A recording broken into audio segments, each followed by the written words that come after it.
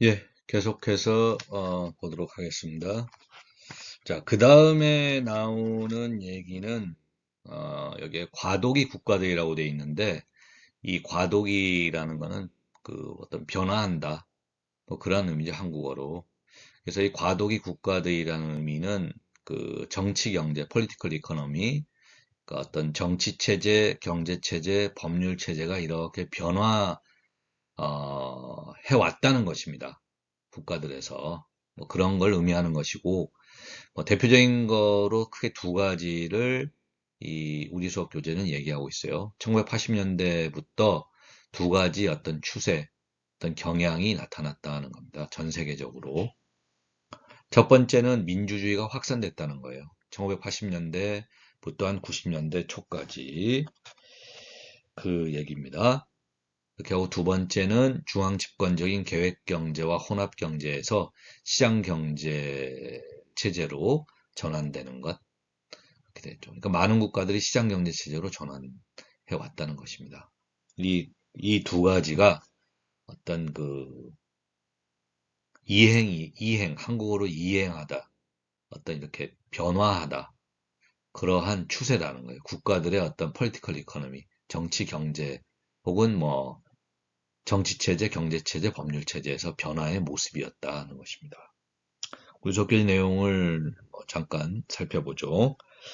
자, 세계 다수 국가들의 정치, 경제, 폴리티컬 이코노미는 1980년대 후반 이후로 급격하게 변화되어 왔다. 여기에는 두 가지 뚜렷한 경향이 있다. 첫째, 1980년대 후반과 1990년대 초반 민주화 혁명의 물결이 세계를 휩쓸었다는 것이다.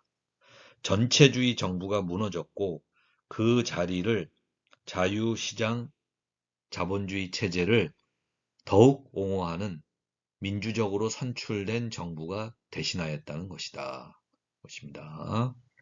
첫 번째 다시 보면요. 1980년대 후반과 1990년대 초반 민주화 혁명의 물결이 세계를 휩쓸었다는 것이다. 전체주의 정부가 무너졌고 독재나 전체주의 정부가 무너졌고 그 자리를 자유시장 자본주의 체제를 더욱 옹호하는 민주적으로 선출된 정부가 대신하였다는 것입니다. 둘째는 중앙계획 경제와 혹은 계획 경제 체제와 혼합 경제 체제로부터 보다 더 자유로운 시장 경제 체제로 전환되는 강력한 움직임이 있었다라는 것입니다. 크게 두 가지가 전 세계적으로 80년대부터 어떤 폴리티컬 이코노미, 정치 경제와 그리고 그 어떤 정치 체제, 경제 체제, 그리고 법률 체제에서의 어떤 변화의 모습이다. 이렇게 지금 설명하고 있어요. 설명하고 있습니다.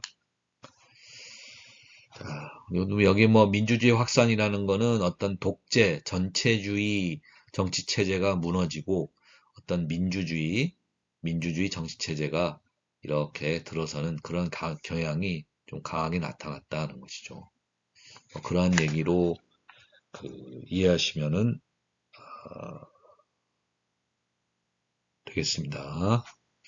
그렇게 하고 뭐 여기 중앙 집권적인 경제 계획 경제와 혼합 경제에서 시장 경제로의 전환, 많은 국가들이 시장 경제 체제로 전환되었다는 것은 뭐 여러분 잘 아실 거예요. 특별히 뭐 과거에 우리가 공산주의 어떠한 그 체제, 그 체제였던 국가들이 이제 어떤 경제 체제 부분, 그 부분은 이제 그 시장 경제 체제를 많이 받아들였죠.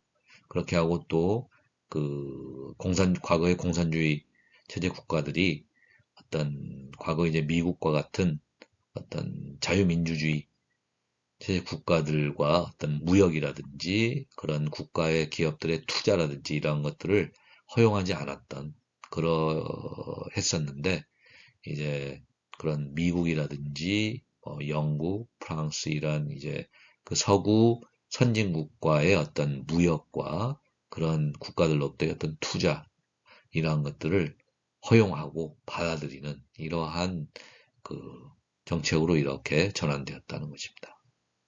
이 부분에 대한 얘기는 우리가 챕터 1에서 어떤 세계 질서의 변화, 글로벌라이제이션, 글로벌화, 세계화의 어떤 그것이 세계 경제에 미친 영향에서 뭐 세계 질서의 변화 부분에서 얘기했던 내용들이에요. 그렇게 하고 또 이제 또 우리 수업 교재 그 저자가 지적하고 있는 것 중에 하나가 이 어떤 테러리즘이죠. 글로벌 테러리즘. 어떤 이제 뭐 좀 전 세계, 뭐 모든 세계 지역이라고 하면 그렇고 전 세계적으로 발생하고 있는 어떤 테러리즘, 테러 활동 이러한 것들도 일종의 그 약간의 그 어떤 뭐 추세랄까 경향으로 뭐볼 수가 있다. 뭐 그런 것입니다. 뭐 이런 테러와 관련해서는 뭐 여러분들이 뭐 텔레비전이나 방송 뉴스에서 알 수 있는 특히 뭐 그러니까 여기 이슬람 어떤 이슬람 교를 이렇게 믿는 그러한 사람들이나 세력들 중에서 이제 이슬람 근본주의자들이라고 할 수 있죠. 어떤 이슬람 교회 어떤 특정 분파, 특정 어떤 지파, 분파 뭐라고 얘기할까요? 예, 그런 사람들입니다. 그런 사람들 중심으로 해서 뭐 알카에다,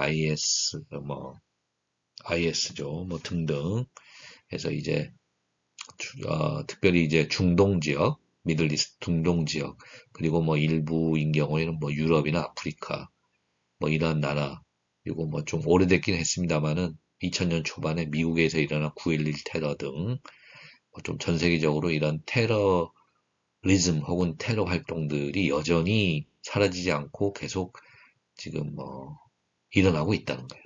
뭐 이것도 일종의 그 어떤 뭐 추세나 경향으로 뭐 볼 수도 있다. 뭐 그런 얘기를 저자분이 하고 있습니다. 네.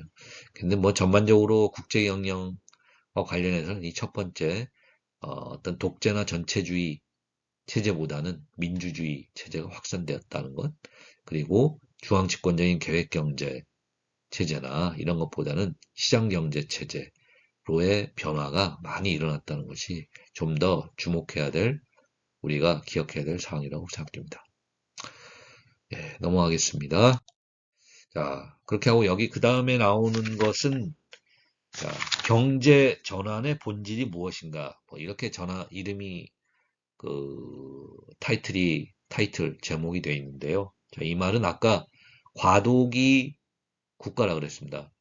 이행한다, 변화한다는 거죠. 이행한다, 변화한다는 건데 특별히 과거의 어떤 이제 그 어떤 계획 경제 체제, 특별히 경제 체제에서 자, 경제 체제에서 계획 경제 체제였다가 이제 시장 경제 체제로 이행하는 변화하는 그러한 이제 변화에서 어떠한 것들이 그러한 계획 경제 체제에서 시장 경제 체제로 변화하는 것을 이제 촉진하고 있는가, 실제적으로 촉진하고 있는가, 어떠한 정책들이 그러한 이제 계획경제 체제에서 시장경제 체제로 전환되는 데 있어서 그러한 것들을 촉진시키고 있는 어떠한 정책적인 것이 어떤 것인가, 뭐 그런 내용이라고 이해하시면 되겠습니다.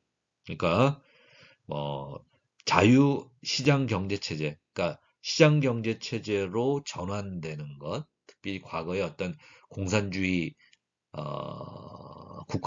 공산주의 국가들이 특별히 그 계획 경제 체제였죠, 경제 체제가. 그거에서 이제 시장 경제 체제를 받아들이는 그러한 과정에서 그러한 이제 주요한 어떤 정책적인 겁니다. 정책적인 것들. 이러한 것들이 어떤 것들이 그러한 과정을 더 그 촉진시키는가. 뭐 그런 내용들이에요. 근데 뭐 크게 세 가지로 얘기하고 있습니다. 우리 수업 교재는. 하나는 규제 완화라는 겁니다. 혹은 한국어로 탈규제다. 규제 완화다. 규제를 완화한다. 완화라는 거는 약하게 한다는 거예요. 그 말이죠.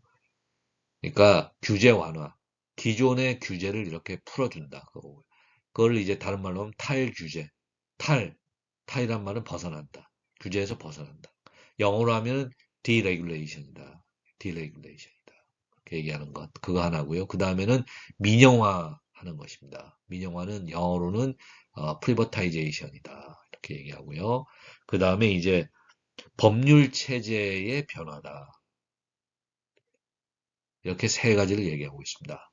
자, 그러면 과거에 뭐 특별히 공산주의 국가나 이런 국가들이 어떤 그 뭐, 집, 그 계획경제 체제, 이런 계획경제 체제에서 시장경제 체제로 전환되는 것, 혹은 뭐 과거에 뭐 혼합경제 체제였다가 시장경제 체제로 전환되는 것까지 해서 전반적으로 이렇게 시장경제 체제로 이렇게 전환되는 거예요. 특별히 그 경제 체제가. 그거를 촉진시키는 세 가지 정책으로 규제 완화, 민영화, 법률 체제의 변화 세 가지를 얘기하고 있는데 먼저 규제 완화라는 것, 타일 규제, 영어로 디레귤레이션이라는 거는 어떤 시장에서의 자유 거래를 막는 그러한 어떤 법적인 장애물, 이러한 것들을 없애는 겁니다. 없애는 것. 그런 걸로 없애주고, 그 다음에 사유기업의 설립. 그러니까 그냥 개인이나 이런 사람들이 자유롭게 개인이 소유하는 기업을 설립할 수 있도록 해주는 거예요. 이런 거. 사유기업을 설립한다. 개인이나 이런 사람들이 자유롭게 기업을 설립할 수 있도록 하는 것.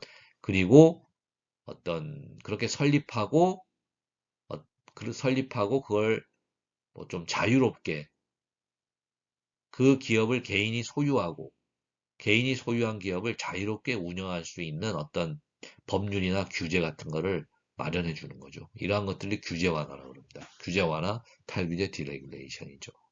그러니까 과거에는 어떤 시장에서의 자유로운 거래, 이러한 것들을 못하게 그 했었던 경우가 있는 거죠. 특별히 그 공산주의 국가들이 이제 계획경제 체제에서는.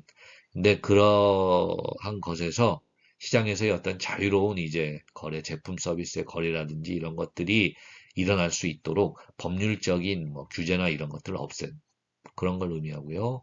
그 다음에 이제 개인이 소유하는 기업, 사유기업, 이러한 것들을 설립할 수 있도록 해주고, 그걸 뭐 운영하는 것과 관련된 뭐 규정이나 이런 것들을 이렇게 마련해주고, 뭐 그런 겁니다. 이러한 것들이 규제 완화, 디레귤레이션이라고 할 수가 있어요. 자, 그 다음에는 민영화입니다. 민영화, 프라이버터라이제이션이라는 거는 과거의 공산주의 국가나 혹은 뭐 혼합경제 체제의 국가에서도 국영화한 경우가 많았습니다. 그러니까 어떤 기업이나 이런 것들을 국가가 소유하는 거예요. 국가가 소유. 국가가 소유하다 보니까 어떻게 됩니까? 그 기업들이 어떠한 분야에서 뭐 전력 분야, 통신 분야, 에너지 분야 이런 분야에서 독점한 거예요. 독점. 그 국가가 소유한 그 기업이 그 뭐 통신이나 전력, 에너지 뭐 이런 분야에서의 비즈니스 이거를 독점해서 다른 기업과 경쟁하지 않고 독점해서 일방적으로 국민들에게 소비자에게 가격을 정해서 그 가격으로 사용하도록 하고 뭐 그런 식으로 했다는 거예요. 그러니까 국가가 소유했다는 거죠. 기업들을 주로. 그렇게 하다 보니까 기업들 간의 건전한 경쟁도 일어나지 않고 뭐 여러 가지 그 비효율적이고 문제들이 많았다는 것입니다.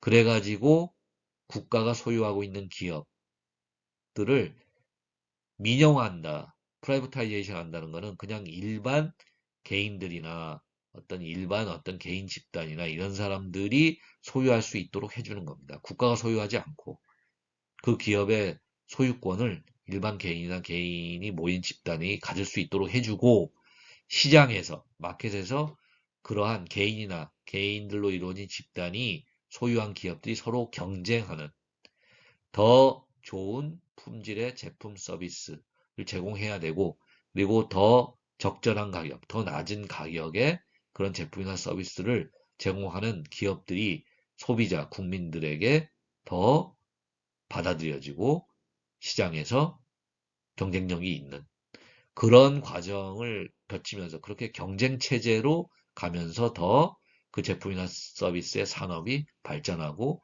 국민 소비자들은 거기에서 더 이익을 얻을 수 있는 뭐 이러한 어떠한 경제 혹은 뭐 경영 방식 이러한 것들을 많이 도입했다는 겁니다. 그걸 민영화했다는 겁니다.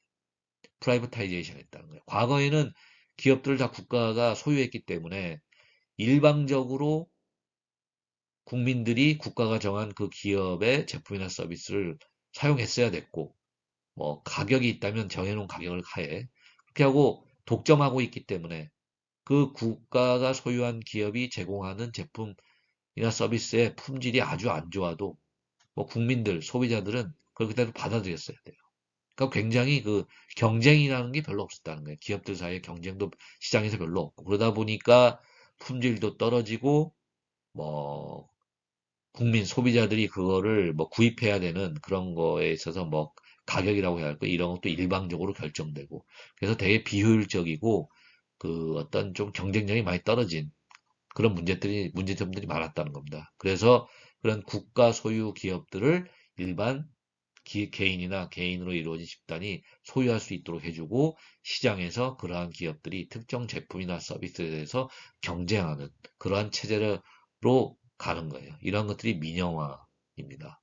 프라이버타이제이션. 그렇게 함으로써 그 제품이나 서비스의 산업이 더 발전하는 거죠. 그리고 일반 국민 소비자들은 더 좋은 품질의 제품이나 서비스, 그리고 더 적절한 가격, 낮은 가격의 제품이나 서비스를 구입해서 사용함으로써 더 많은 이익을 얻을 수 있는 뭐 이러한 식으로 가는 게 민영화입니다. 민영화, 프라이버타이제이션. 그러니까 국가가 소유하고 있는 기업이나 재산이나 이러한 거를 민간, 개인들 혹은 민간 투자자, 민간 개인 투자자, 뭐 그런 개인들이 모인 집단의 투자자 이런 사람들이 소유할 수 있도록 해주는 거예요. 뭐 기업이나 뭐 다른 여러 가지 것들을 이런 게 이제 민영화입니다. 그 다음에 세 번째는 법률 체제입니다. 법률 체제인데 이거는 재산권이에요. 재산권입니다. 그래서 더 어떤 개인의 혹은 민간의 어떤 재산권, 그 개인이나 민간이 어떠한 생각해낸 새로운 아이디어, 그런 아이디어로 제품이나 서비스를 만들어낼 수 있는 기술, 그리고 그런 제품이나 서비스 자체, 혹은 그 제품이나 서비스를 만들어서 벌어들인 뭐 매출이나 수익에서 나온 재산, 이러한 것들을 법률적으로 확실히 보호해 줄 수가 있어야 된다는 겁니다. 보호해 줄 수가 있어야 돼요. 그러니까 어떤 그러한 재산권을 강력하게 보호할 수 있는 방향으로 어, 법률 체제 혹은 뭐 법적인 제도 뭐 이러한 것들을 그 만들었다는 거예요. 만든다는 것입니다. 그러니까 어떤 재산권이죠. 경제활동을 하는 개인들 혹은 민간의 혹은 재산권을 철저하게 보호해주는 그러한 어떤 법률, 어떤 규정 이러한 것들을 만들어주는 그러한 이제 법률 체제, 법적 시스템, 법적 제도 이러한 것들이 이루어졌다는 것입니다. 그래서 우리가 그 아까 과도기 국가들에서 본 것처럼 시장 경제 체제로의 전환, 특별히 경제 체제에 대해서 시장 경제 체제로 많이 전환이 됐다는 거예요. 많은 국가들이 과거에 이제 뭐 계획 경제 체제를 시행했던 뭐 공산주의 국가나 이런 나라들도 해가지고 그러한 시장 경제 체제로의 전환, 뭐 이것과 관련해서 그거를 이제 뭐 촉진시킨 거라 그런 거죠. 어, 뭐 그러한 관련 있는 정책으로서 뭐 규제 완화, 민영화, 그리고 어떤 재산권을 보호해 줄 수 있는 어떤 법률 체계 혹은 법적 제도의 법규도 만들어지는 것, 이런 것들을 이제 저자가 얘기하고 있습니다.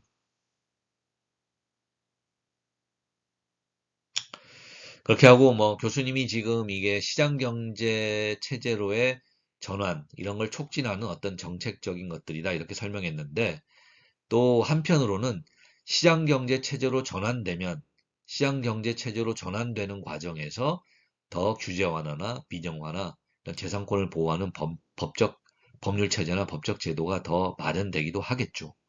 뭐 그런 식으로도 얘기할 수 있을 것입니다. 그러니까 어떤 시장경제 체제로의 전환, 뭐 이런 것과 아주 관련이 깊은 어떤 정책적인 내용들이다. 이렇게 얘기하는 게 더 맞을 것 같습니다. 그러니까 시장경제 체제로의 전환을 더 촉진해 주는 것이기도 하면서 한편으로는 또 시장경제 체제로의 전환이 이제 결과적으로 나타나는 것이기도 하는 것이죠. 이 규제 완화나 민영 완화, 법률 체제, 어떤 재산권을 보호하는 어떤 법률 체제, 법적 제도라는 거죠. 그래서 시장 경제로의 어떤 전환 이런 것과 밀접하게 관련 있는 어떤 정책적인 내용들 이거를 규제 완화, 민영화, 재산권 보호의 어떤 법률 체제다. 뭐 이렇게 얘기해도 될 것 같습니다. 그 다음에는 마지막입니다.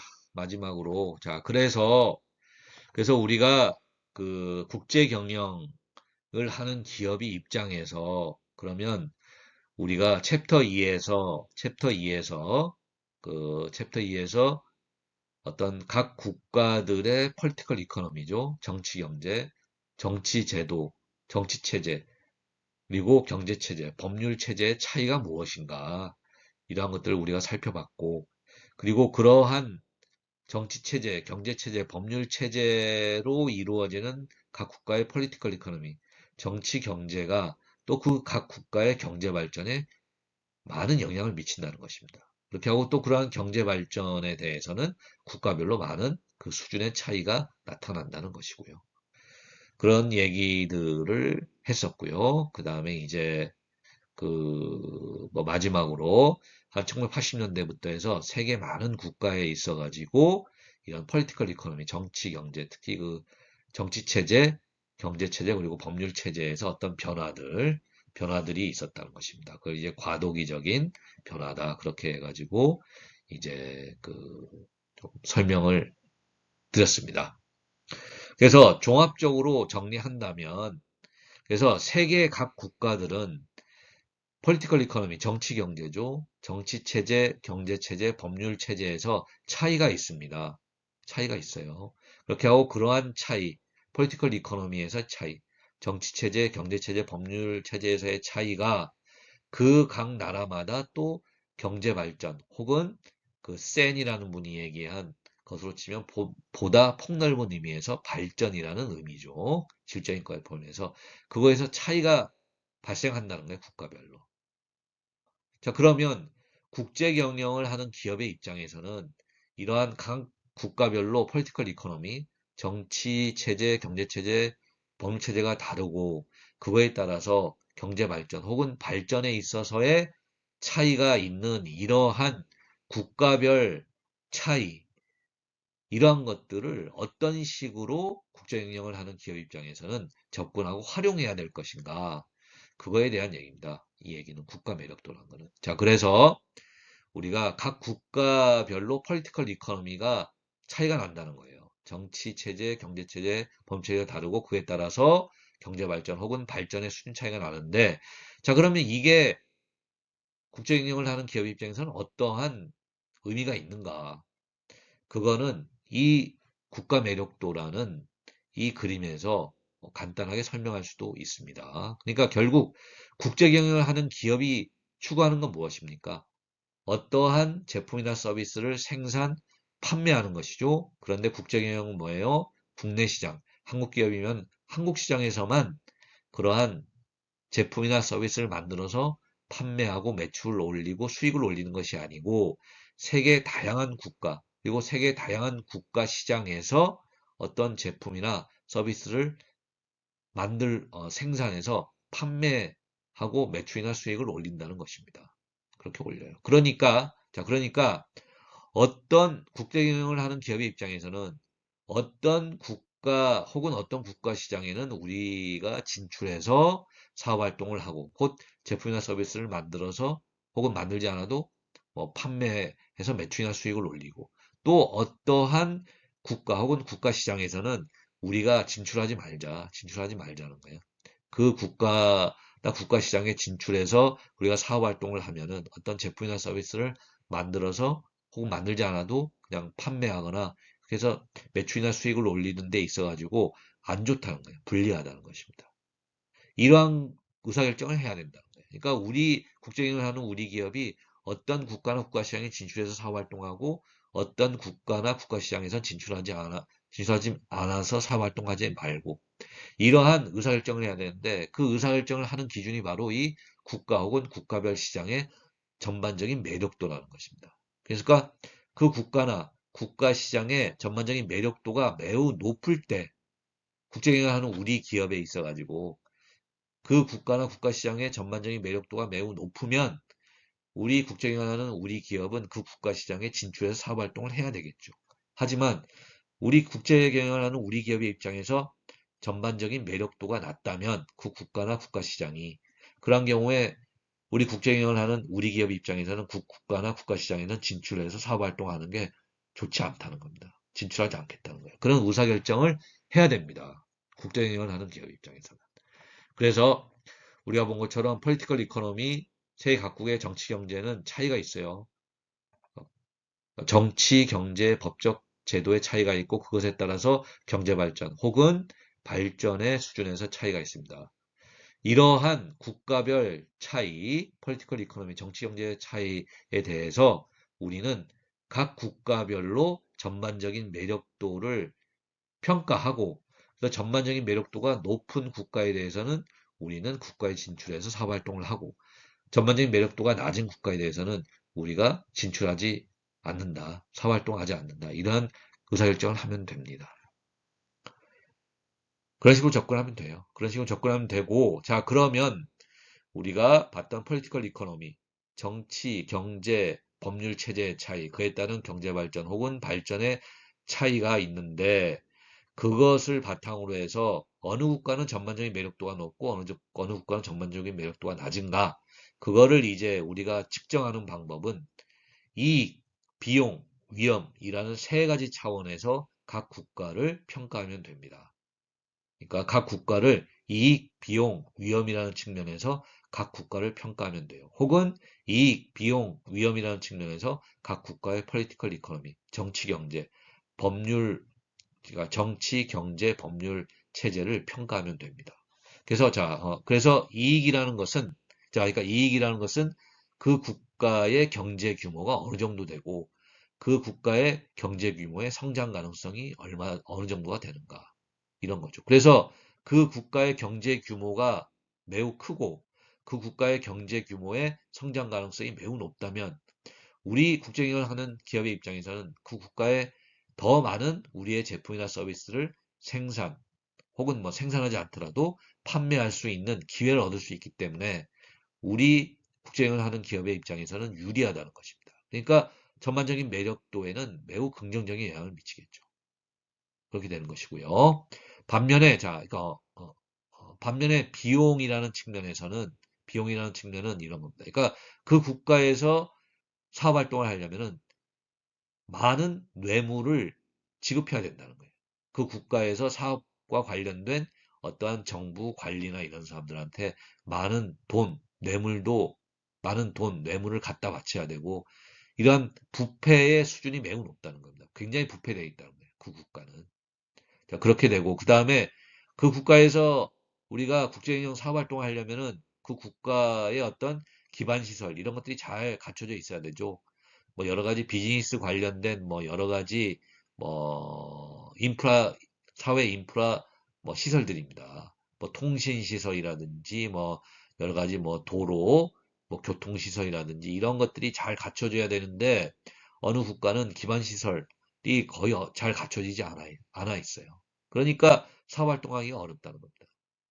그렇게 되어 있고요. 그 다음에 세 번째 법정 비용 혹은 법률 비용입니다. 그러니까 어떤 국가 같은 경우에는 재산권, 어떤 재산권이 잘 보호되어 있지 않아요. 특별히 어떤 지적 재산권, 이런 것들이 잘 보호되어 있지 않습니다. 그래서 그 나라에서 우리가 사업 활동을 하려고 해도 우리가 어떤 새로운 제품을 그 나라에서 개발하거나 뭐 어떤 우리의 어떤 제품이나 서비스를 그 나라에서 뭐 생산, 판매하려고 해도 우리의 어떤 제품이나 서비스에 대한 어떤 지적 재산권이죠. 어떤 이러한 것들이 보호가 되지 않는 거예요. 그러니까 그 국가의 다른 기업들이 혹은 그 국가의 소비자들이 우리 회사의 제품이나 서비스의 어떤 지적 재산권이죠.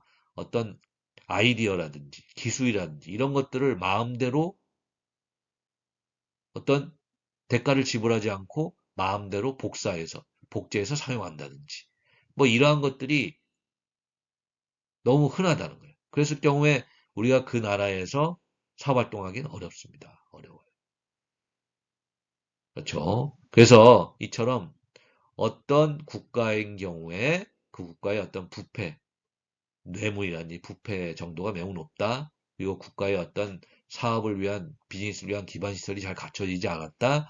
그리고 그 국가에서 어떤 사업과 관련된 여러 가지 어떤 재산권 이러한 것들을 보호해주는 그러한 법률들이 잘 갖춰지지 않았다. 이렇게 했을 경우에 우리가 그 국가에서 사업 활동하는 데는 많은 비용이 들 수밖에 없습니다.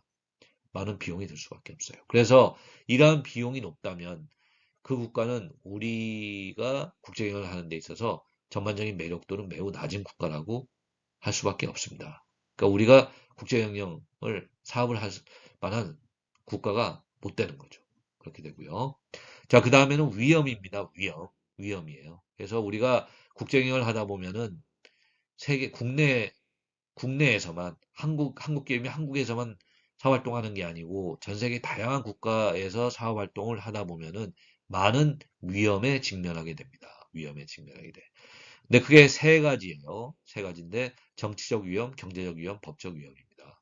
정치적 위험이라는 거는 그 국가가 정치적으로 굉장히 불안정한 그러한 뭐 특성이 있는 경우에 그렇습니다. 그러니까 정치적으로 쿠데타가 일어나는 거죠. 정치적으로 군인들이나 군부가 쿠데타를 일으켜서 정권을 또 탈취했다든지, 뭐, 혹은 어떤 독재 체제, 전체주의 체제 때문에 어떠한 민주화를 요구하는 국민들이 어떤 시위라든지 이러한 사회 불안이 매우 높다든지 그런 거죠.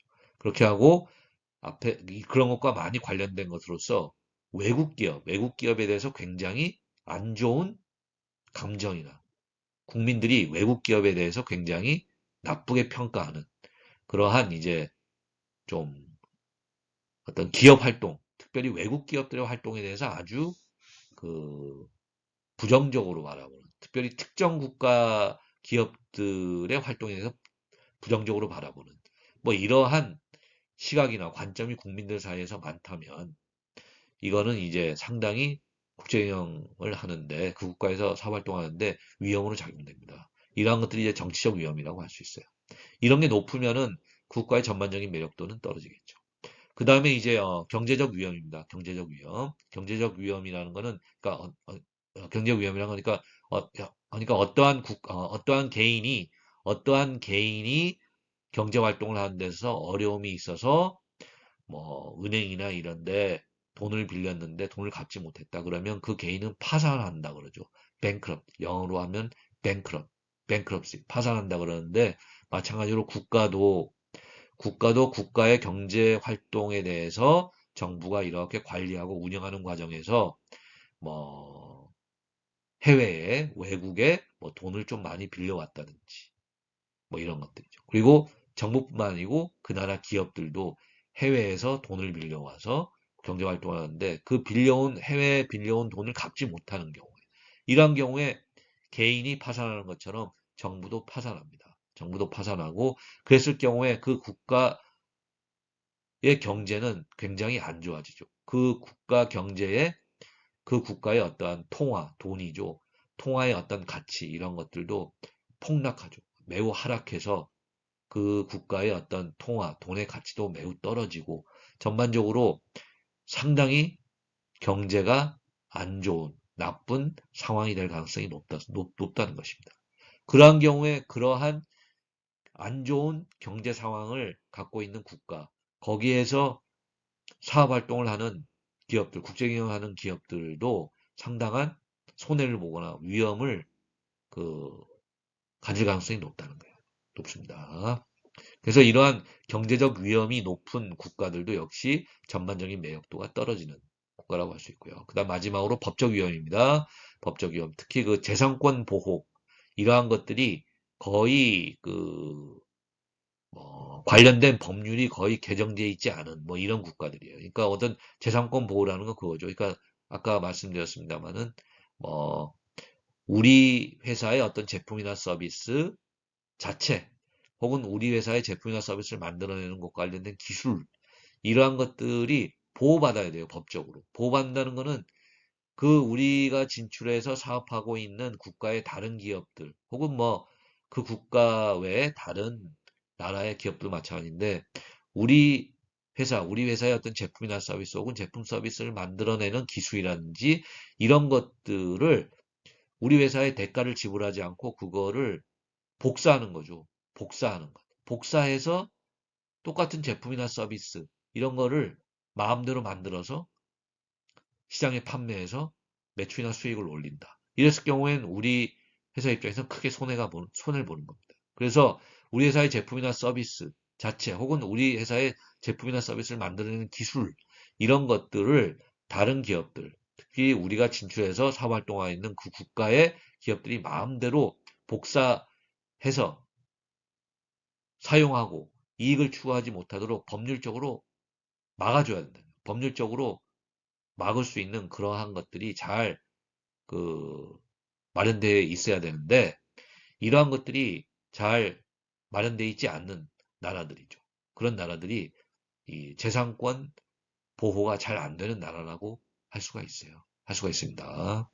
그래서 이러한 국가 또한 그 전반적인 매력도가 떨어지는 국가입니다. 법적 위험이 높은 국가죠. 그래서 우리가 세계 많은 국가들이 폴리티컬 이코노미, 정치 경제가 달라요. 그러니까 뭐 정치 체제, 경제 체제, 법률 체제가 다르고 그에 따라서 경제 발전 혹은 발전의 수준 차이도 다릅니다. 그러면은 국제 경영을 하는 기업의 입장에서는 이런 걸 어떻게 접근할 것인가? 그러면 각 나라의 전반적인 매력도를 측정해 보자. 그리고 그 전반적인 매력도는 각 국가의 이익, 그리고 비용, 그리고 위험이라는 측면에서 각 국가에 대해서 측정할 수가 있습니다. 그래서 전반적인 매력도가 높은 국가들은 우리 국제 경영을 하는 기업 입장에서는 그 국가에 진출해서 비즈니스, 사업을 하는 것이 바람직한 것이고 전반적인 매력도가 매우 떨어지는 국가들, 뭐 이익은 적고 비용은 매우 높으며 위험도 매우 높은 이런 국가들에 대해서는 국제 경영을 하는 우리 기업의 입장에서는 진출해서 사업을 활동하기가 어려운 거죠. 전반적인 매력도가 매우 낮다는 것입니다. 자, 이런 식으로 우리가 국가 혹은 국가 시장의 전반적인 매력도를 이익, 비용, 위험이라는 측면에서 접근해서 세계 각 국가별로 다른 폴리티컬 이코노미 그러한 특성들을 비교, 평가하면서 국제 경영을 하는 우리 기업이 더 전 세계 시장에서 사업 활동을 잘 할 수 있도록 활용할 수가 있다는 것입니다. 교수님이 조금 장황하게 설명했습니다만은 이 국가 매력도라는 거죠. 각 국가별로 폴리티컬 이코노미, 정치, 경제가 다른 거에서 오는 그리고 그 결과로서 경제 발전이나 발전 수준이 차이가 나는 것에 대해서 국제경영을 하는 기업들이 어떠한 그 의사결정을 하는데 활용할 수 있는 하나의 어떤 그 분석 도구다 이렇게 얘기할 수 있습니다. 이 전반적인 매력도 이익, 비용, 위험이라는 세 가지 측면에서 각 국가별 전반적인 매력도를 측정해서 그 의사결정을 하는 것이죠. 예. 뭐 이 정도로 해서 그뭐 국가 매력도 이 부분에 대해서 설명드렸습니다. 이 국가 매력도라는 부분은 국제경에서 좀 중요한 그러한 뭐 그 내용이라고 할 수 있으니까 여러분들이 꼭 기억해 주십시오. 교수님이 조금 장황하게 설명했는데요. 뭐 핵심적인 내용은 여러분들이 이해하시리라고 믿습니다. 자, 이번 주 강의 동영상은 뭐이 정도로 해서 마치겠습니다. 좀 짧게라도 그 강의 동영상 본 내용을 복습 메모로 작성해서 그 제출해 주세요. 예, 이번 주도 강의 동영상 보고 그 공부하느라고 모두 수고하셨습니다. 예, 고맙습니다.